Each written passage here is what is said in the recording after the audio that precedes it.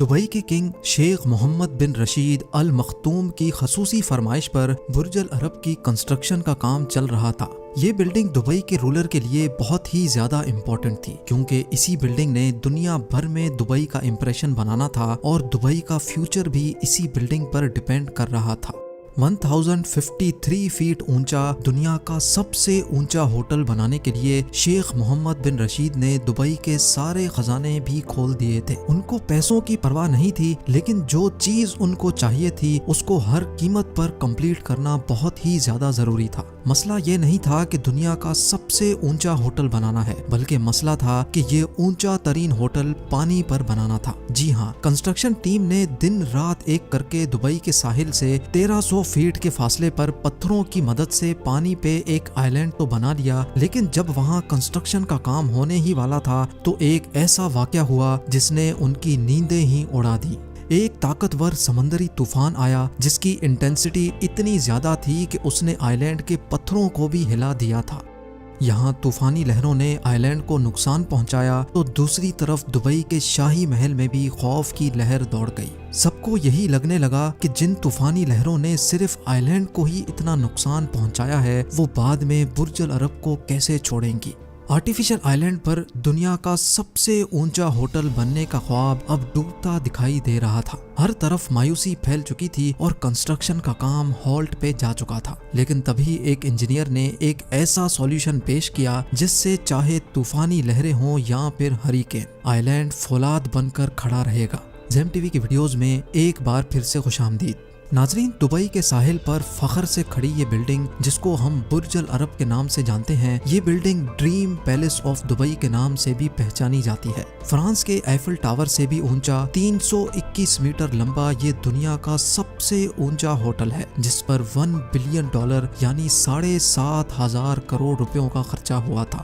Man made island پر یہ دنیا کی سب سے پہلی اور اونچی ترین بلڈنگ ہے اور ساتھ ہی سب سے زیادہ لگژریس بھی۔ جس ہوٹل میں صرف ایک رات گزارنے کا رینٹ ہی 18 لاکھ روپیوں کے برابر ہو، اس بلڈنگ کی شان و شوکت کا اندازہ لگانا آپ کے لیے مشکل نہیں ہوگا، لیکن دبئی کے رولر کے لیے برج العرب بنانے کا فیصلہ کافی زیادہ مشکل تھا۔ جی ہاں، 1950s میں دبئی مچھیروں کا گھر ہوا کرتا تھا، لیکن جب 1960s میں دبئی سے آئل نکلنا شروع ہوا تو دبئی کے حالات کچھ بہتر ہونے لگے۔ جہاں ان کو آئل نکلنے کی خوشی ملی، وہیں ان کو ایک بری خبر بھی سنائی گئی۔ جیولوجسٹ نے بتایا کہ دبئی سے نکلنے والا تیل صرف 2016 تک ہی چل سکے گا، یعنی دبئی کے پاس صرف 2016 تک کا ٹائم تھا، اس کے بعد ان کے سروائیول کا کوئی چارہ نہیں تھا۔ شیخ محمد بن رشید چاہتے تھے کہ دبئی کو ایک ٹورسٹ اسپاٹ بنایا جائے، لیکن آخر یہ ممکن کیسے ہوتا؟ کیونکہ اس وقت دبئی کے پاس صرف 3 ایسٹس تھے، سن، سی اور سینڈ۔ بھلا اس کڑکتی گرمی میں کوئی کیوں دبئی آنے والا تھا؟ ٹورسٹ کو اٹریکٹ کرنے کے لیے ضروری تھا کہ ٹورسٹ اسپاٹ بنایا جائے، اور یہی وہ اسپاٹ تھا جس کا خواب شیخ محمد بن رشید نے دیکھا تھا۔ یعنی دبئی کے صحرا میں ایک ایسا پلے گراؤنڈ بنانے کا پلان کیا گیا تھا جہاں صرف امیروں کو ہی کھیلنے کی پرمیشن ہوگی، لیکن یہ سب اتنا آسان ہونے والا نہیں تھا۔ ایک تو سمندر میں ہی 7 اسٹار لگژری ہوٹل بنانا تھا، اور وہ بھی دبئی کی کڑکتی گرمی میں۔ اس پروجیکٹ میں جو بھی انجینئرنگ ٹیم ہاتھ ڈالے گی، یہ بات تو طے تھی کہ ان کو اپنی لمٹس کراس کرنی پڑیں گی، اور بالکل ایسا ہی ہوا جیسا سوچا گیا تھا۔ انجینئرنگ ٹیم کو برج العرب کی کنسٹرکشن میں ایسے چیلنجز فیس کرنے پڑے جو انہوں نے انجینئرنگ کی ہسٹری میں کبھی نہیں دیکھے تھے۔ چیلنج نمبر 1، سب سے پہلا چیلنج تھا شیخ کو امپریس کرنے کا۔ یعنی دبئی یہ پروجیکٹ بنوانا تو چاہتا تھا، لیکن اس کے لیے ضروری تھا کہ کوئی ایسا ڈیزائن لے کر آئے جو پہلی نظر میں ہی شیخ کی آنکھوں میں بس جائے۔ برٹش آرکیٹیکٹ ٹام رائٹ اور اس کی ٹیم نے یہ مشکل کام انجام دینے کے لیے حامی تو بھری، پر ان کے پاس اتنا ایکسپیرینس نہیں تھا۔ ٹام رائٹ نے اس سے پہلے صرف معمولی اسٹرکچرز اور اسکول بلڈنگز کے ڈیزائن بنائے تھے، لیکن برج العرب کا ڈیزائن بنانے کے لیے ان کو اپنی لمٹس بھی کراس کرنی پڑی۔ جی ہاں، وہ یہ ڈیزائن امیجن کرنے کے لیے یاٹ میں بیٹھ کر ساحل سے کافی دور گئے، اور تب انہوں نے ایک سیلنگ بوٹ کو وہاں سے گزرتے ہوئے دیکھا۔ ٹام رائٹ کا کہنا تھا کہ سمندر سے دیکھنے پر ساحل پر موجود سیلنگ بوٹ دور سے ہی کافی یونیک لک دے رہی تھی، اور یہی وجہ تھی کہ انہوں نے یہ ڈیزائن بنا کر شیخ کے سامنے پیش کیا۔ دبئی کے رولر نے جب یہ ڈیزائن دیکھا تو وہ بہت امپریس ہوئے اور اس کو فوراً اپروو کر لیا۔ Challenge number 2। टॉम राइट को शेख के ऑफिस से डिजाइन का अप्रूवल तो मिल चुका था और अब बारी थी काम स्टार्ट करने की। लेकिन यहीं एक और मसले ने इनका रास्ता रोक लिया, क्योंकि डिजाइन के हिसाब से इस आलीशान सेलिंग बोट डिजाइन को पानी के ऊपर होना था, जिसके लिए एक आइलैंड की जरूरत थी और वो आइलैंड यहाँ मौजूद नहीं था। कंस्ट्रक्शन टीम अच्छी तरह जानती थी कि नया आइलैंड बनाने में कॉस्ट भी बढ़ेगी और बुर्ज अल अरब को समंदरी तूफान से खतरा भी होगा। लेकिन इससे भी बड़ा मसला ये था कि इनको 1050 फीट ऊंचा स्ट्रक्चर एक ऐसे आइलैंड पर बनाना था जिसको आज से पहले किसी ने बनाने की कोशिश भी नहीं की थी।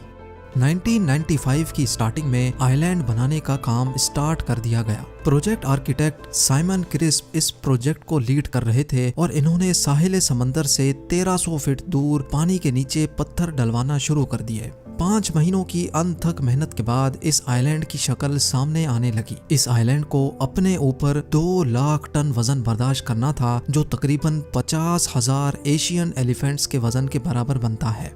अभी आइलैंड पूरी तरह मुकम्मल ही नहीं हुआ था कि अचानक वही हुआ जिसका सबको डर लगा हुआ था। जी हाँ, अरेबियन सी में एक समंदरी तूफान ने ओमान और यूनाइटेड अरब एमिरेट्स को अपनी लपेट में ले लिया और साथ ही बुर्ज अल अरब के लिए बनाए गए आइलैंड को भी। खौफनाक समंदरी लहरों ने आइलैंड के पत्थरों को हिला दिया, जिसकी वजह से आइलैंड का एक हिस्सा भी टूट गया था। ये खबर दुबई के शाही महल में आग की तरह फैल गई। सबको यही लगने लगा कि जिन तूफानी लहरों ने सिर्फ आइलैंड को ही इतना नुकसान पहुंचाया है, वो बाद में बुर्ज अल अरब को कैसे छोड़ेंगी। 5 महीनों की मेहनत और लाखों डॉलर खर्च करने के बाद भी ये ख्वाब अधूरा ही रह जाने का डर था। ये मसला बुर्ज अल अरब की कंस्ट्रक्शन के दौरान खड़ा होने वाला इतना बड़ा मसला था कि इसकी वजह से पूरी कंस्ट्रक्शन का काम हॉल्ट पे आ गया था।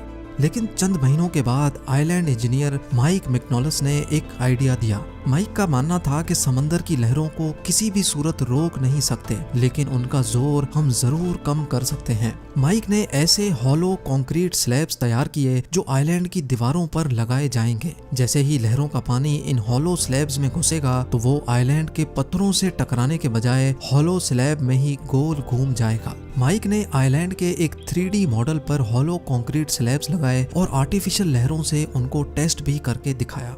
हैरत अंगेज तौर पे आइलैंड की दीवारों पर लगने वाला जोर 50% तक कम हो चुका था। ये खबर मिलते ही कंस्ट्रक्शन टीम में एक बार फिर से जान आ गई। Challenge number 3। अब बारी थी फाउंडेशन यानी बुर्ज अल अरब की बुनियाद डालने की। फाउंडेशन डालने के लिए आइलैंड पर 30 मीटर डीप खुदाई करके एक कॉफर डैम बनाया गया। इंजीनियर्स का प्लान था कि बुर्ज अल अरब की फाउंडेशन सॉलिड स्टील पाइल्स पे रखी जाएगी। ये सॉलिड स्टील पाइल्स जमीन में मौजूद हार्ड रॉक्स के अंदर ड्रिल किए जाते हैं ताकि इनके हिलने का कोई सवाल ही पैदा ना हो। लेकिन जमीन में ड्रिलिंग करके 180 मीटर की गहराई तक भी इंजीनियर्स को कोई सॉलिड रॉक ना मिल सका। यानी जिस जमीन में वो स्टील पाइल्स डालने जा रहे थे वहाँ रेत के अलावा कुछ नहीं था। फाउंडेशन की बुनियाद सिर्फ रेत पर रखना खतरे से खाली नहीं था। ज्योग्राफी के हिसाब से दुबई फॉल्ट लाइंस के काफी करीब है और अर्थक्वेक की सूरत में लाखों टन वजनी स्ट्रक्चर एक ही झटके में ढेर भी हो सकता है, क्योंकि जब जमीन हिलती है तो रेत के जर्रे कॉम्पैक्ट हो जाते हैं और ये कंडीशन खास तौर पे तब मजीद भयानक हो जाती है जब रेत के ऊपर कोई हैवी स्ट्रक्चर खड़ा हो। इस मसले से निपटने के लिए प्रोजेक्ट आर्किटेक्ट साइमन क्रिस्प ने एक आइडिया पेश किया। उनका कहना था कि अगर रेत में स्टील पाइल ठोका जाए तो एक वक्त के बाद वो अंदर जाना बंद कर देगा, क्योंकि जमीन के अंदर इसके गिर्द अब ऐसी रेत आ चुकी है जो ऑलरेडी कंप्रेस्ड है। यानी अर्थक्वेक से कंप्रेस्ड सैंड को कोई फर्क नहीं पड़ेगा। इस इफेक्ट को स्किन फ्रिक्शन इफेक्ट भी कहा जाता है। ड्रिलिंग टेस्ट करके चेक किया गया तो इंजीनियर्स को आइलैंड के नीचे कंप्रेस्ड सैंड मिल गई। बिना किसी इंतजार के 250 स्टील पाइल्स जमीन में डाल दिए गए। यानी पूरे बुर्ज अल अरब का लोड अब इन स्टील पाइल्स पे रखा जाना था। स्टील पाइल्स डालने के बाद कंक्रीट डालकर एक सॉलिड फाउंडेशन तैयार कर ली गई। नाजरीन, बुर्ज अल अरब की कंस्ट्रक्शन का काम बिल्कुल एंडिंग पे ही था जब दुबई के शेख ने फरमाइश की कि उनको इसमें एक ऐसा रेस्टोरेंट भी चाहिए जो हवा में ही फ्लोट करता दिखाई दे। ये फरमाइश इंजीनियर्स के गले आ गई, क्योंकि फ्लोटिंग रेस्टोरेंट बनाने के लिए पहले से ही उसकी सपोर्ट बनाना जरूरी था। शेख तो फरमाइश करके चले गए। अब ना ही आर्किटेक्ट्स को मना करने की हिम्मत थी और ना ही उनके पास कोई सॉल्यूशन था। آگے جو ہوا وہ آپ جان سکیں گے ویڈیو کے پارٹ 2 میں۔ امید ہے اس ویڈیو کو بھی آپ بھرپور لائک اور شیئر کریں گے۔ آپ لوگوں کے کامنٹس پڑھ کر بے انتہا خوشی ہوتی ہے۔ ملتے ہیں ویڈیو کے پارٹ 2 میں۔